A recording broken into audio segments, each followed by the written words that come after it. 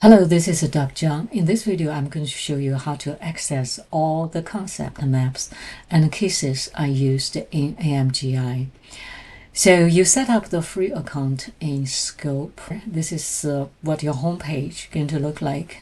You type in my name and then click these channels here. Find base channel, click it, and now you are in my channel. Scroll down a little bit. You'll see this is the AMGI module.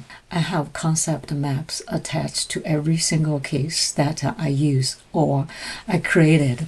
Let's see, I'm going to use this one as an example to show you where they are. Here are the three dots. Click this one, open the case, click continue. Here are the concept maps. Okay, you can adapt this concept map, make it yours. So you can make interactive concept map. I'm going to adapt this map. Click again, adapt it. Go to my case concept maps. Here is your concept map. I believe you make better concept map than me. So I'm just going to provide some tools for you to use to create your own concept map. This is a map I believe I go over at the class about lactic acidosis, right? How to link the biochemistry foundational concept or production of lactate and the clearance of lactate as well to all those clinical conditions, right? You can expand this concept map and make much better map than me. For example, this kidney diseases. Okay, what kidney diseases can cause lactic acidosis? And there may be several of them, and I'm sure you will know better than me. So how do you, expand your map? You basically click this edit button, and then you can add a new concept map. Okay, so click this one. And this is the way you can name your concept, and you can change the colors, and you can change the shapes and update one. So here's the new concept map. You can link it together, right? And you can click this button and connect the concepts, and you can add text in the linker, okay, to tell you how these two concepts actually connected. But anyway, once you're done, you can save it.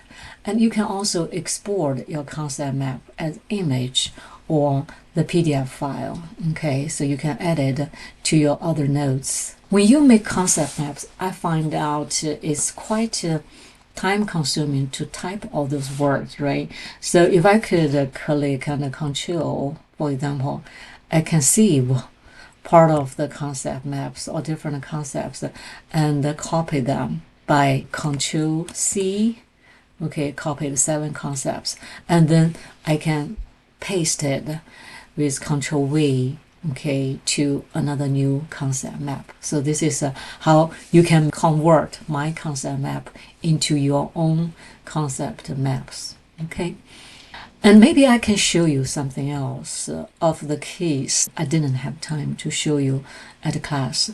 And I'm going to open this case. This case is ketoacidosis, right? Okay. And there's some valuable resource, and hoping you can make the best use of it.